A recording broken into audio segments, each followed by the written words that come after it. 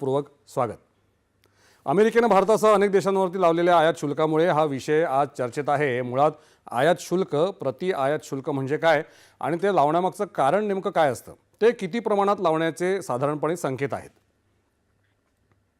आयात शुल्क म्हणजे काय हे सोपं आहे, कारण प्रत्येक देशाला आपण आयात करत असलेल्या मालावर आयात शुल्क लावण्याचा अधिकार आहे, कर लावण्याचा अधिकार आहे।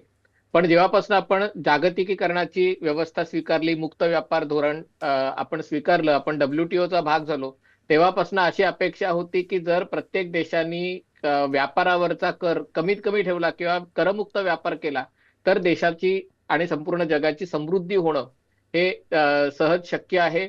आणि त्या दृष्टीने अमेरिकेने आपल्याकडचा आयात कर अनेक वस्तूंवरचा कमी केला होता। आपल्याला लक्षात आहे की गेल्या वर्षी डोनाल्ड ट्रम्प यांचा अमेरिकेचा अध्यक्ष म्हणून निवडणुकीत विजय झाला, तेव्हा त्या निवडणुकीत पुटिंग अमेरिका फर्स्ट हे त्यांचं ब्रीद वाक्य होतं।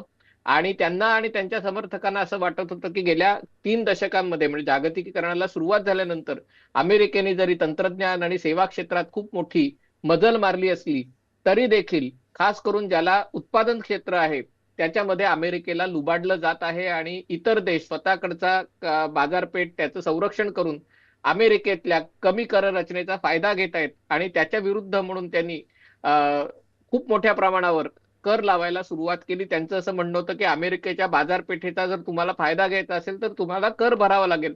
हे सगळंही ठीक होतं, परंतु हे करताना अमेरिकेचे जे मित्र देश आहेत, अमेरिकेच्या जवळचे देश आहेत, त्यांना त्याची अधिक जास्त किंमत लावण्याचा जो त्यांचा निर्णय आहे त्याच्याबद्दल मोठ्या प्रमाणावर आक्षेप घेतले जात होते की जे तुमचे प्रतिस्पर्धी देश आहेत त्यांच्यावर तुम्ही कर लावत नाहीत आणि मित्र देशांवर कर लावतात।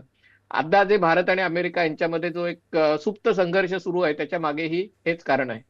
बरोबर, तुम्ही आता म्हणाल तसं मग भारताविरुद्ध हे शुल्कवाढ करण्यामागे